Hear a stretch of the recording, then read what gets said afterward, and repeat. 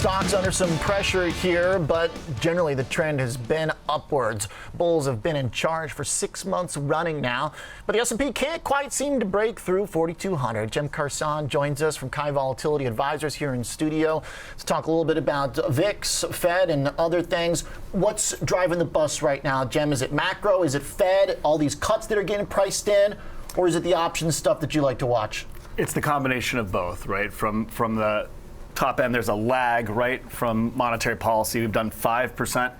It's still working through the system. It takes time for monetary policy, particularly interest rate increases, to run through the economy. There's $450 trillion of long assets, about $50 trillion of U.S. equities. The other $400 trillion, right, operates on a massive lag. Private equity, venture capital, real estate, all of these take time when interest rates go higher. Even the equity market, buybacks, right? $50 trillion market, those buybacks have been at record levels, the same as the last year. It's only next quarter, this quarter, the next quarter, that you start to see this really falling off. And that change in demand as these interest rates work through liquidity in the market really are what matters. So there's an overhang, right? This is what I've been talking about, the Fed selling calls. It's still out there. The Fed is still, working liquidity out of the system. All the while, everybody sees this coming, is getting short, is trying to get in front of it. They've been getting burned. And they get burned, right? Because reflexively, if they're short positioning in the market, if people are under allocated, that means that short gets squeezed. That it is never easy to short a market by definition. This is why 1999 happened before 2000. This is why 07 happened before 08. This is why even on a micro scale, we knew about COVID in early January of 2020, and it took to a month and a half of a blow off top for a decline to happen. This is how markets work. A lot of people thought SVB, they framed that as the lagged effect of interest rates causing perhaps a bit of an earthquake.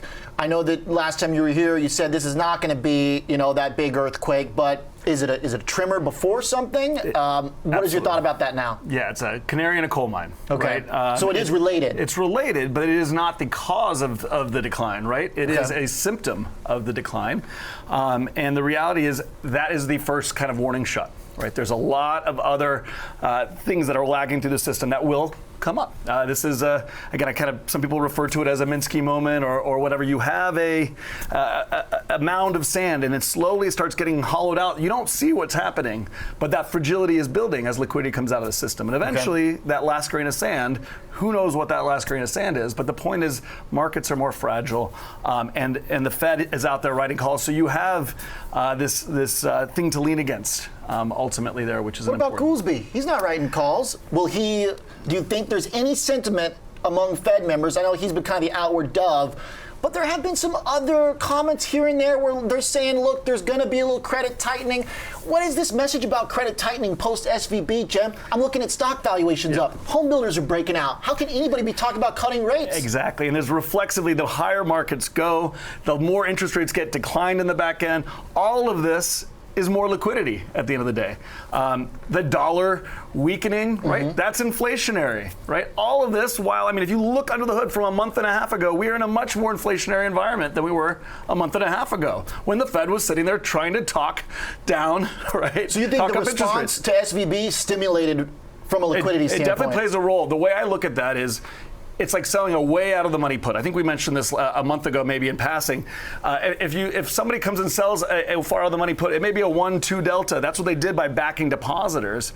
That has a delta. That has liquidity effects, but it's not the same as buying stock. Okay. Right? At the end of the day, what the Fed did is they underpinned potential tail risk. That took tail risk off the market. That is a liquidity driver, but it's not a liquidity driver in the same way people think. Okay, that's very important, because what that does basically is limit downside at the moment, but people can easily confuse that with adding on upside potential. That's exactly right. And it's not just a matter of confusion. That's how markets work, right? There's somebody out there hedging that tail. That's that Vana charm risk in a way, in a bigger sense, right?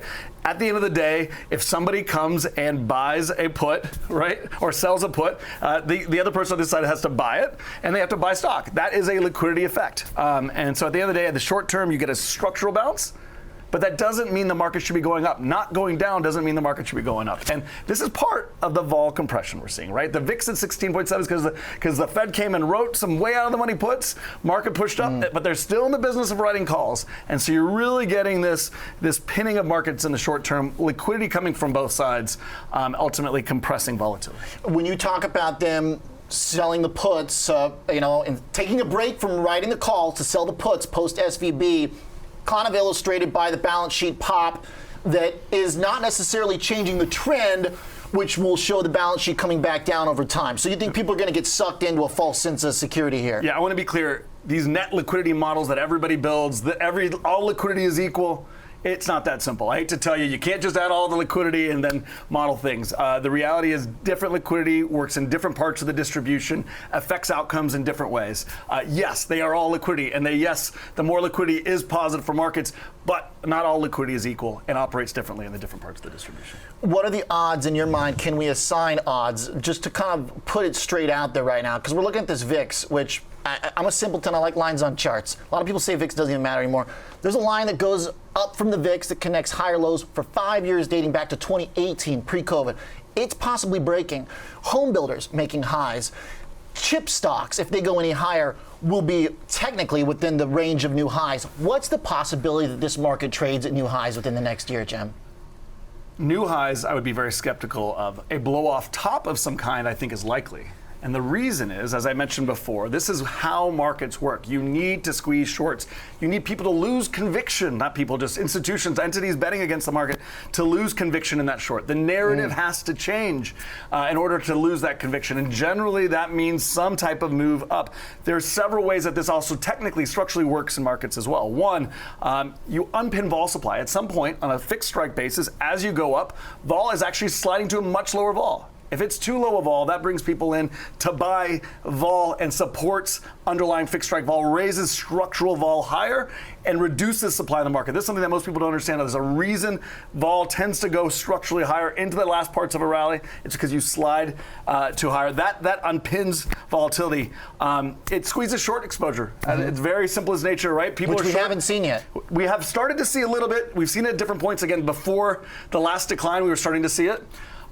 Again, I think if we get that last, right, kind of, 5%, maybe even more, I think we'll really start to push people back in and the narrative will change. Lastly, you're creating potential energy, right? It's just like pulling something off the ground. If you pull this market 10% higher from here, you have 10% more realized potential for something more volatile, more intense to happen. And this is why markets tend to end in the way they do. Okay. Yeah. So as a heads up, basically, for when that potential energy is realized to the downside, you still look for when stocks are firm but vol starts to rise. Correct. Market up, vol up is generally one of the best indicators, especially if it can continue for weeks, right, over some period, that something bigger is coming, because again, it is unpinning the market ultimately and reducing some of that vol supply that is ultimately pinning and supporting the market. Great stuff, Cem. Thanks a lot. My pleasure. Always good to be here.